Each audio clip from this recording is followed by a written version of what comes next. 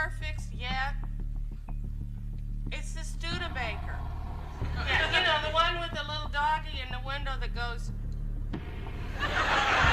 Carol Burnett spent a lifetime making America laugh. For decades, she was the woman who could walk onto a stage, pull a face, strike a pose, or let out one of those legendary audience interactions and instantly fill a room with joy. She built a reputation not just for talent, but for warmth, for the kind of generosity that made everyone around her feel welcome. Fans adored her, not just as a performer, but as a person, someone who seemed genuinely incapable of holding a grudge, someone whose kindness appeared to have no real limits. But in her 90s, Carol revealed something that nobody saw coming. There were men she genuinely despised, men who humiliated her in public, belittled her behind closed doors, and in one devastating case, attempted to steal credit for the very creations that had built her entire legacy. What could have pushed a woman known for grace and generosity into carrying real resentment for decades? And who were the men responsible? The answers do not just surprise, they force you to look at an entire era of Hollywood in a completely different light. Before we get into all of it, if you enjoy stories like this, the real history behind the famous faces, the private moments that shaped the careers we thought we understood, please take a second and subscribe right now. Hit that subscribe button and the notification bell so you never miss a video. We cover these kinds of deep, honest stories about the people who shaped entertainments, and there is so much more coming. Now, let us talk about the man Carol Burnett never forgave. At the very top of her list was a name almost nobody expected, Marlon Brando. The legend, the icon, the man celebrated across generations as one of the greatest actors who ever lived. And yet in Carol's eyes, he was the one who crossed a line that could never be uncrossed. What he did was not a simple misunderstanding or a careless remark that got taken out of context. It struck directly at her dignity and at the principles she had lived by her entire career. From the moment it happened, forgiveness was simply off the table. She refused to share a room with him ever again, and she held to that decision for the next 30 years. The story begins in the summer of 1972, right after The Godfather had turned Brando from a star into something closer to a myth. One night, Carol was asleep when her housekeeper came in to tell her the phone had been ringing without stopping. Half awake, she answered. The voice on the other end was slow and almost amused. It identified itself as Marlon Brando and said he had been watching her. At first, she laughed. It seemed absurd, like someone doing an impression. But then his tone shifted. He said casually that she would be even better if she loosened up the way the actresses he had spent time with had. The implication was impossible to miss. It was not praise, and it was not harmless teasing. It was the kind of calculated remark a powerful man delivers when he believes his reputation protects him from any consequence whatsoever. Carol ended the call as politely as she could. She held herself together until the moment she put the phone down. Then her hands began shaking. The real shock came the next morning when a reporter called her publicist saying that Brando had spoken about Carol's femininity during a late-night conversation. The story had already been leaked. Carol was blindsided. But what made it genuinely worse was Brando's response when a journalist asked him directly. He smirked and said she had taken it too seriously, adding that comedians are sensitive women. That was the moment Carol understood completely what had happened. She was not being admired. She was being turned into a punchline by someone who knew exactly what he was doing. 2 days later, she told a friend that she had felt small and that she had spent her whole life fighting not to feel that way. From that point on, she gave her team one rule. If Brando was attending an event, she was not, and she kept that rule without exception for 3 decades. The second name on her list surprises people even more, because this man had one of the most untouchable reputations in all of Hollywood.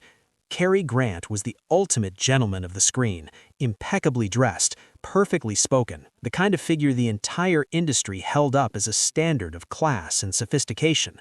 Few people could imagine him appearing on anyone's list of grievances, but Carol never forgot what he did to her in public in one of the most powerful rooms in the industry. It was 1968 at a gala inside the Beverly Hilton.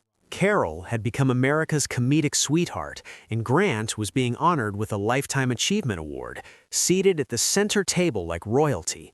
When the ceremony wrapped, Carol made her way over to offer her congratulations. A director seated beside Grant tried to create a warm moment by pointing out that Carol had the whole country laughing. Grant did not hesitate. Loud enough for nearby tables to hear, he replied by asking what exactly people were laughing at, waving her arms around and pulling faces. He said he did not see the appeal. The room went still for a moment. Carol was not fragile, and she had faced critics before, but this was different. This was a celebrated screen legend reducing her life's work to a cheap dismissal in front of an audience full of powerful people, and doing it with a smile. She maintained her composure completely. No sharp reply, no visible reaction. But as she turned to leave, Grant leaned toward Elizabeth Taylor and delivered the line that sealed his place permanently on Carol's private list.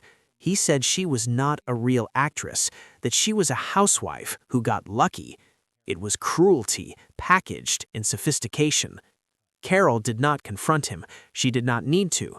From that evening on, whenever his name came up, she repeated the same 7 words. She would not work with a man who belittles women.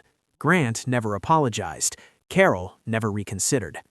The third name is genuinely fascinating because it involves someone Carol never even shared a stage with, and yet their relationship remained frozen for nearly 50 years.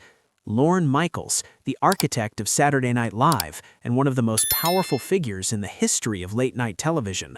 How does a rivalry form without a single on-screen confrontation? The answer is not flattering to anyone involved. The story starts in 1975, the year Saturday Night Live premiered.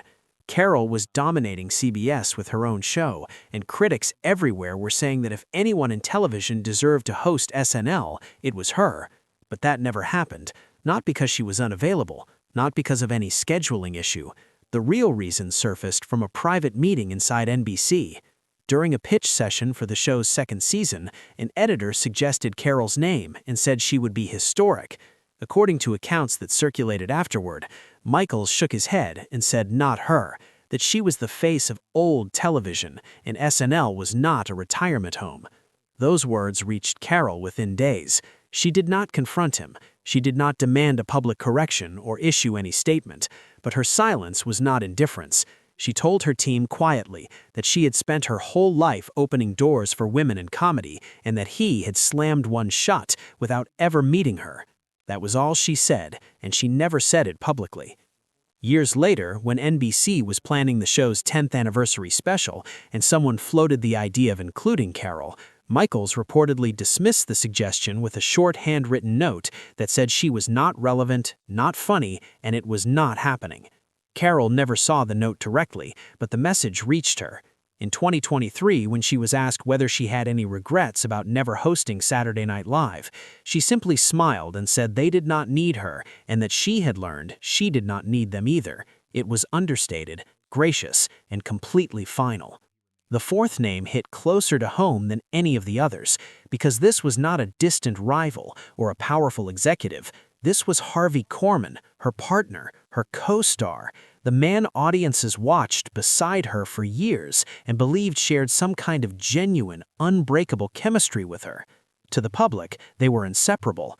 To Carol, she had believed the same, until one afternoon in 1974. It happened during what should have been a perfectly ordinary rehearsal at Studio 33. A lighting cue missed its mark and left Harvey standing half in shadow. Under normal circumstances, it would have been fixed in seconds, and nobody would have thought about it again. Instead, Harvey flung his script to the floor and snapped at the crew, asking how hard it was to get things right and saying he was tired of cleaning up her mistakes. Carol heard every word. He was not talking about a spotlight. He was talking about her, his partner, the woman whose show had helped make him a household name. The room went completely silent. Carol did not storm off or raise her voice. She walked toward him steadily and asked quietly why he would speak to the crew that way. He did not back down. Instead, his resentment came fully into the open. He said maybe he was tired of being second on the Carol Burnett show. That sentence landed harder than anything he had shouted. Beneath the chemistry that audiences had adored for years, there had been something else sitting quietly, an envy Carol had never imagined he was carrying. Carol did not argue. She walked to her dressing room, locked the door, and cried. Not dramatically, not loudly, just quietly, out of sight, the way someone does when something they believed in has just broken in front of them. But the deepest wound of all came from the fifth name on the list, Joe Hamilton, her husband, and unlike every other betrayal on this list, this one did not happen under stage lights or inside a network office. It happened inside her own home, inside her own marriage, inside the partnership she had trusted more than any other in her life. To the public, Joe Hamilton was the devoted husband and steady producer who helped build one of the most beloved variety shows in television history. But behind the scenes, Carol gradually discovered something that changed everything she thought she knew about their life together. The man she had trusted completely had been quietly reshaping her legacy without her knowledge or consent.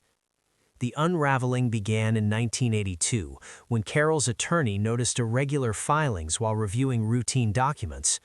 Joe had registered a separate production entity and placed several spin-off concepts under it, concepts developed directly from sketches on The Carol Burnett Show.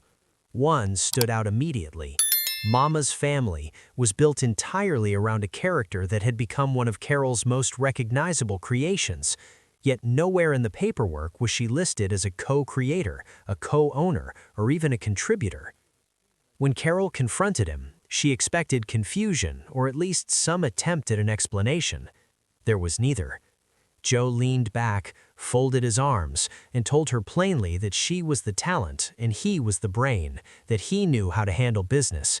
It was not just dismissive, it was a window into something that had apparently been operating beneath the surface of their entire partnership. He had been securing his own financial future separately, using the very creations that came from her imagination, her energy, and her labor. She later told Vicki Lawrence that it had felt like he had taken her heart and put a corporate logo on it. And then, the final blow arrived. Weeks later, Carol overheard two CBS employees speaking in hushed tones about Joe's personal life, about dinners at a well-known restaurant with a much younger woman. The affair itself was painful enough, but what made it worse was learning that it had not just begun, it had been going on for years. During the same years she had been carrying the weight of the show, their home, and their family, he had been living a separate life entirely. That night, she sat alone at her dining room table and made herself say the truth out loud. She said she did not recognize the man she had married. The divorce that followed was not clean or quiet. Joe fought aggressively for ownership stakes and profits from the show Carol had built from nothing. The legal battle stretched for nearly a year and took a toll the public never saw. Depositions replaced rehearsals, courtrooms replaced sound stages. Every filing was a reminder that the man she had loved and trusted had turned her life's work into a negotiating position. When Joe died in 1991, Carol made a choice that required no explanation. She did not attend the funeral. She sent white flowers in a brief note that said she wished him peace. Dignified, controlled, and absolutely final. In private, she told someone close to her that some wounds do not heal with time. They just settle. On screen, Carol Burnett made millions of people feel lighter. She gave them laughter when they needed it, and warmth when nothing else was working. But behind all of it, she was a woman who had been tested by some of the most powerful and trusted men in her world, and who had survived every single one of them with her dignity completely intact. The grudges she carried were not pettiness. They were the quiet record of a woman who knew exactly what had been done to her and refused to pretend otherwise.